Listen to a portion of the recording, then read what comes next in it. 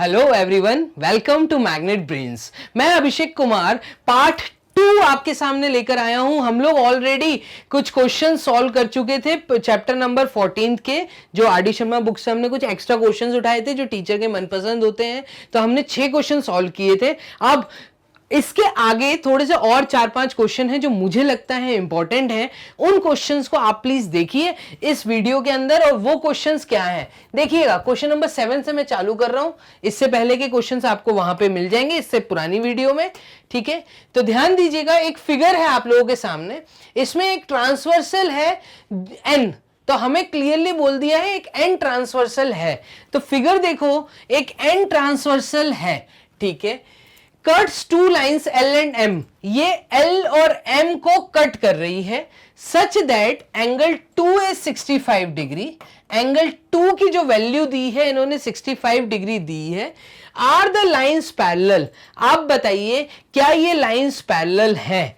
तो देखिएंगे आप कि इतने सारे एंगल्स के नंबर मेंशन किए हुए हैं और इसमें एक चीज की कमी दिख रही है मुझे क्वेश्चन में। आप यहां पे क्वेश्चन को नोट करिए, उसके आगे नोट कर लीजिए कि एंगल 8 की वैल्यू भी आपको दी है।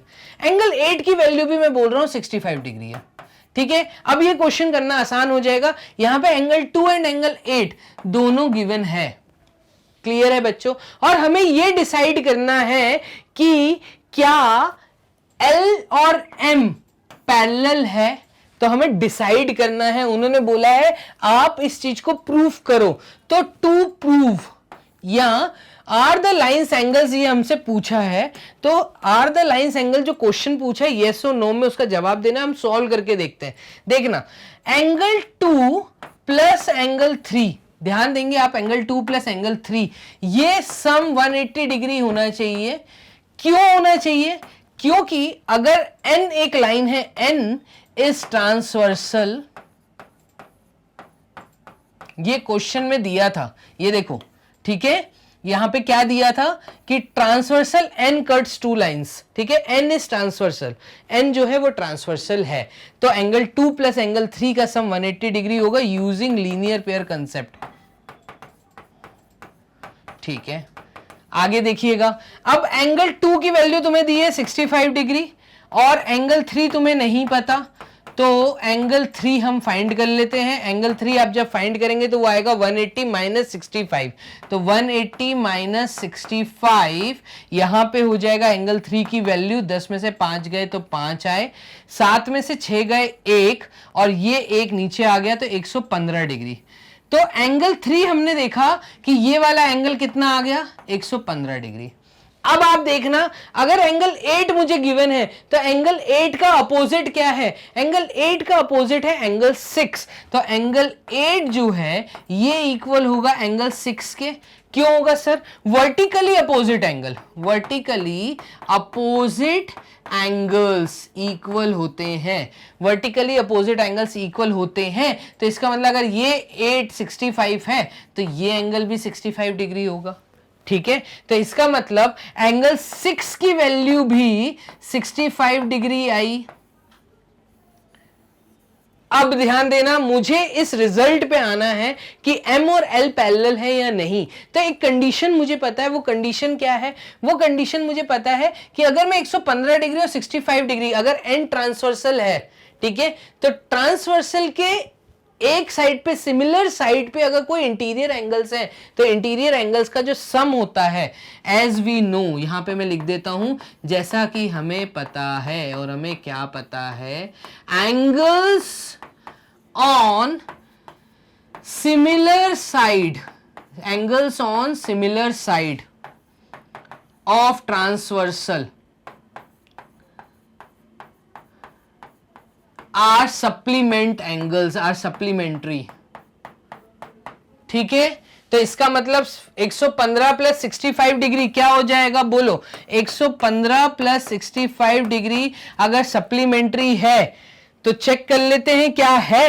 देखना, इन दोनों का सम 180 डिग्री आना चाहिए। देयरफॉर यहां पे लिखिएगा, देयरफॉर, इसलिए क्या? देयरफॉर 115 प्लस 65, 5 प्लस 5 10, 10 का 0 कैरी 1, 7 और 8 180 आ गया। देखिएगा, देयरफॉर यस, यस क्या? यस कि angle 3 and 6, angle 3 and angle 6 are supplement angles,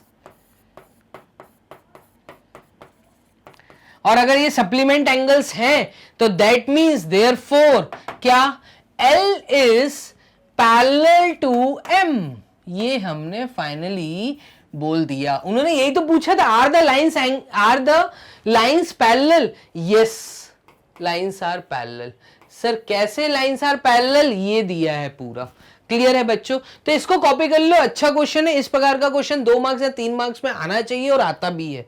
ठीक है, तो ये हो गया क्वेश्चन। हम लोग नेक्स्ट क्वेश्चन देखते हैं। और अच्छा क्वेश्चन है जो मैं लेकर आया हूं आप लोगों के लिए, वो है क्वेश्चन नंबर 8। इस क्वेश्चन में देखना, ए बी पैरेलल है सी डी के, और हमें वैल्यू निकालनी है एक्स वाई जेड की। तो देखना, ए बी पैरेलल है सी डी की, तो ए बी ये लाइन इस लाइन के पैरेलल है, तो मैं पैरेलल का साइन लगा देता हूं। ये पैरेलल का सिंबल होता है। तो ए बी पैरेलल है सी डी के। अब ध्यान देना कि ये जो लाइन है, कौन सी, ए सी लाइन, ठीक है, ये ट्रांसवर्सल होगी, और डी बी जो है ये भी ट्रांसवर्सल होगी। मुझे ऑलरेडी ए की वैल्यू 125 गिवन है, तो अगर मुझे यहां पे एक एंगल बी ए सी या कोई भी आप एंगल ले लो, यहां पे अगर ये एंगल मुझे 125 डिग्री गिवन है, तो मैं क्या लीनियर पेयर का कंसेप्ट लगा सकता हूं। देखना, since A B is parallel to C D, ठीक है, therefore AC and DB are transversals। मैंने पहले ही बोल दिया, ठीक है, आगे मुझे मेहनत नहीं करनी पड़ेगी, बार बार लिखना नहीं पड़ेगा। आगे ध्यान देना, also AC is a line,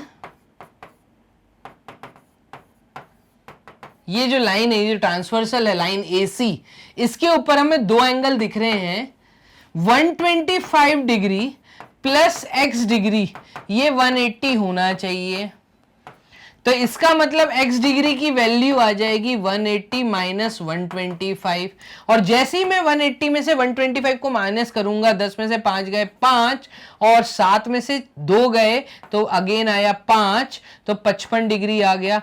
x की वैल्यू आ गई 55 डिग्री, तो ये आ गई x की वैल्यू 55 डिग्री। एक तो हमने टास्क पूरा कर लिया x, ठीक है। अब हमें निकालना है yz, तो yz, अब ध्यान देना, ये भी x डिग्री दिया है, यहां पे भी x डिग्री दिया है, तो x डिग्री दोनों बेस एंगल x डिग्री दिए हैं, तो ये 55 डिग्री है, तो ये भी 55 डिग्री होगा, ठीक है। एंगल बी भी 55 डिग्री हो गया। अब हमारा टास्क है z और y निकालने का, ठीक है।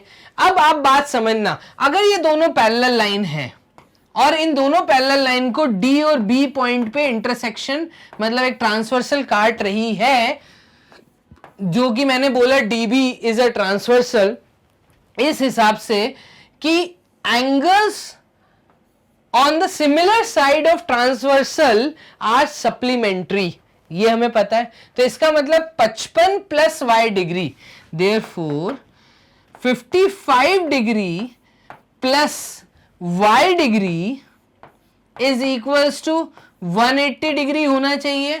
क्यों सर? अभी बताया मैंने, नीचे क्या मैं लिख देता हूं यहां पे, angles on same side of transversal.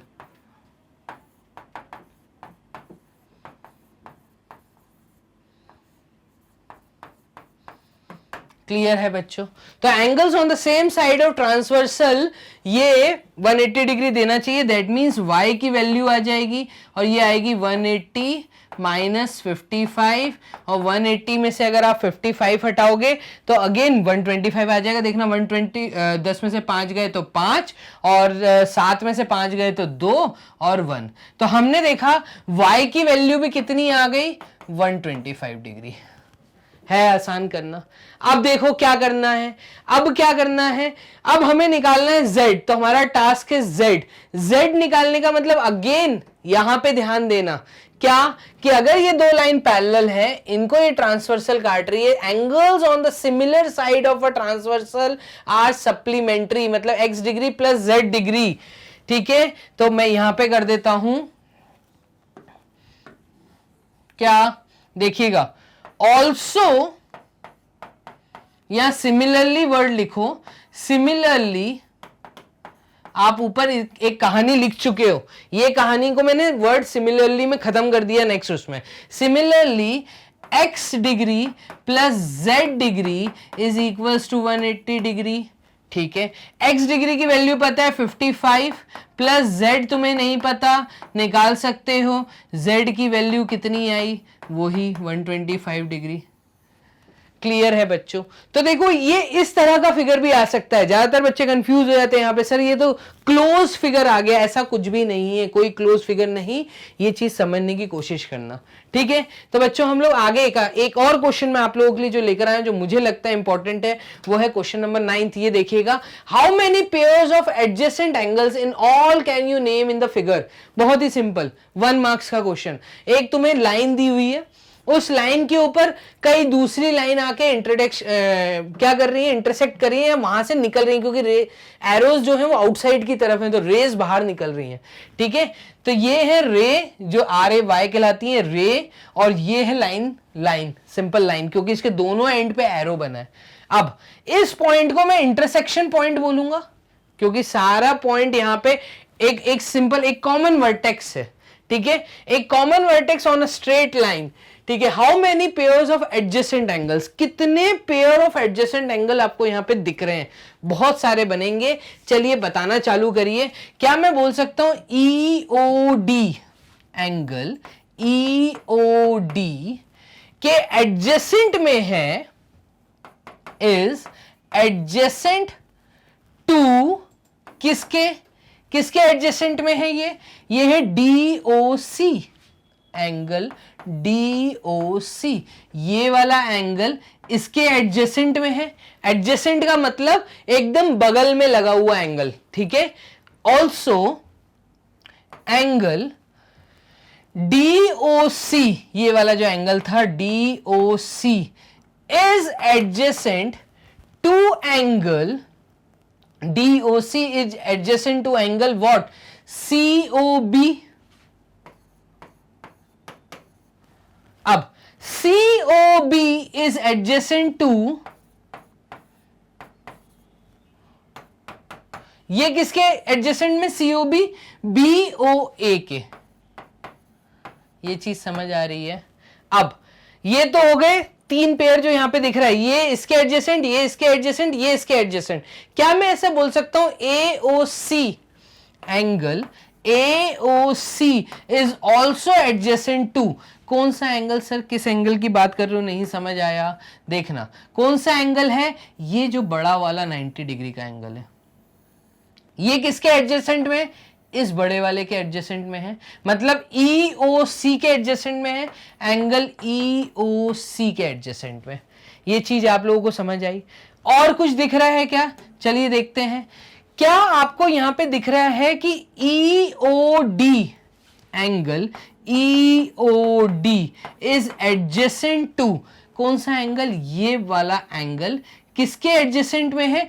इस पूरे बड़े वाले एंगल के एडजेसेंट में है, मतलब DOA।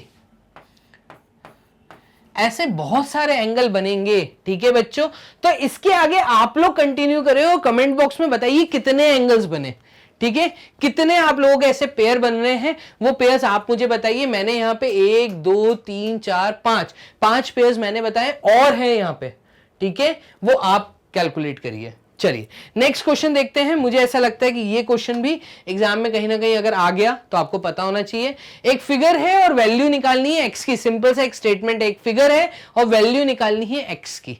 ध्यान देना इस क्वेश्चन में क्या है। अगर मुझे एक्स की वैल्यू निकालनी है तो ये जो CA है ये एक स्ट्रेट लाइन है। CA इज अ लाइन, ठीक है, and the angles on the intersection point, ये एक इंटरसेक्शन पॉइंट है।